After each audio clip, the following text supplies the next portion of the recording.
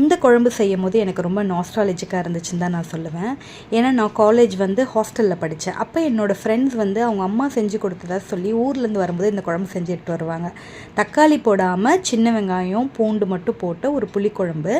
இதில் என்ன வந்து இதில் ஒரு ஹைலைட்டுன்னு பார்த்தீங்கன்னா, இதோட டேஸ்ட்டை கூட்டுறது, இதை இறக்கும் போது கொஞ்சம் கடலைப்பருப்பு, கருவேப்பில்லை, ஜீரகம், மிளகு இதெல்லாம் வறுத்து, வெந்தயம் இதெல்லாம் வறுத்து பொடி பண்ணி போட்டு இறக்கணும். இதை நல்லெண்ணெயில் தான் முக்கியமாக வைக்கணும். எண்ணெய் நல்லா ஊற்றணும்.